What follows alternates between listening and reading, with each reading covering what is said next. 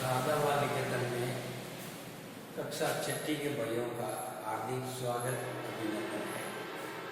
आज छठी कक्षा का विज्ञान विषय का पाठ तीसरा तंतु से वस्त्र तक पाठ पढ़ाया जाएगा।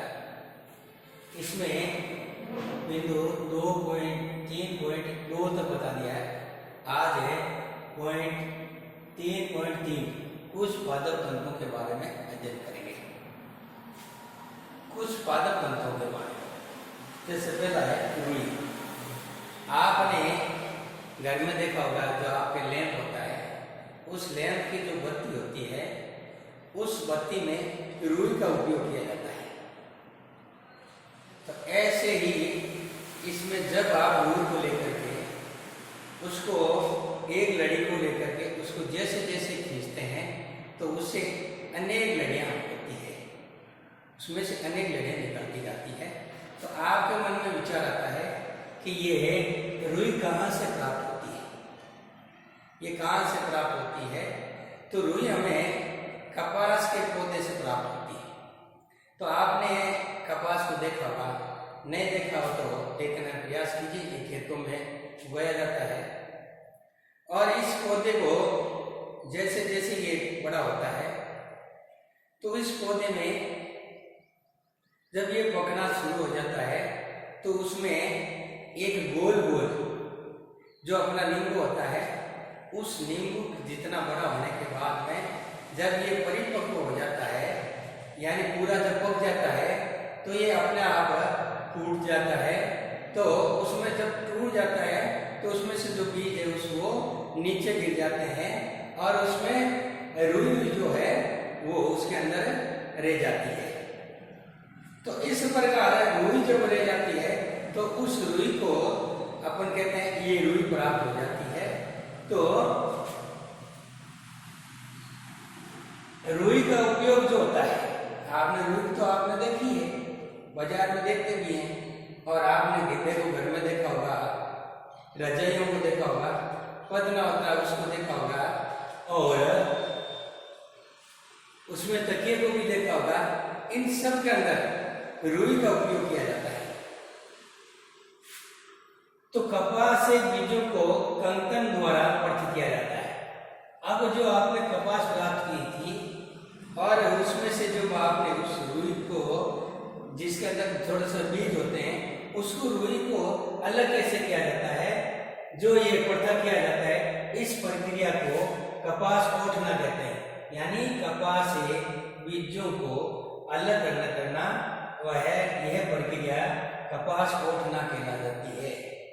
आपने गांव में देखा भी होगा, रुई को बिछा करके लोग उसमें से एक लकड़ी का लंबा डंडा लेकर के उसके नीचे लोहे छोटे छोटे सरियों के समान और उसमें लोहे बने हुए रहते हैं, सरिये छोटे छोटे, उसमें से डाल करके उसको अलग कर दिया जाता है, पृथक किया जाता है। तो कपास से बीजों को कंकन द्वारा पृथक किया जाता है। ये जो प्रक्रिया होती है वो कपास ओठना कहला जाती है। उसके बाद में आता है जूट, जिसको पटसन भी कहा जाता है।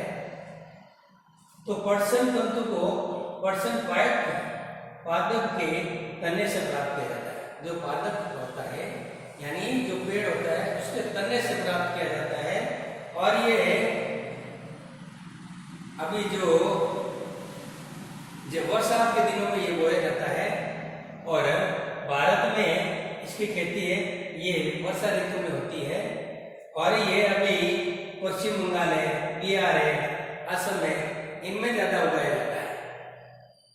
ये क्या होता है कि एक जो पेड़ होता है, इस पेड़ के जो तने होते हैं,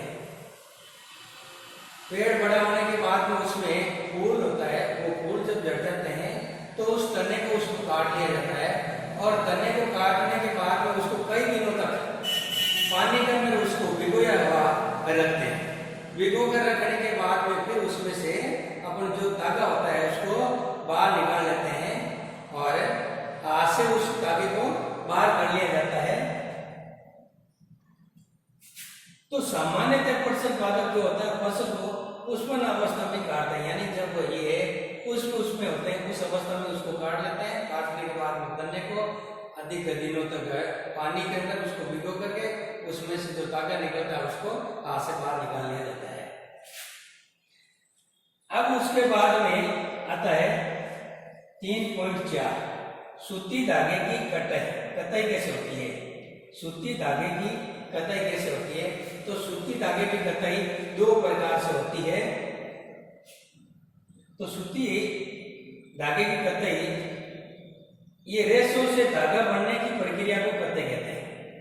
जो रेशे होते हैं उस रेशों से धागा बनाने की जो प्रक्रिया होती है उससे कताई कहते हैं। जैसे आपको मैं बता देता हूँ, जैसे आपने तकवा देखा होगा जिसको आजकल तकली कहते हैं, वो उसमें से एक लोह का डंडा होता है और एक लोह की छड़ी ले लीजिए, उसमें नीचे से गोल होता है और ऊपर में थोड़ा सा वो मुड़ा हुआ रहता है।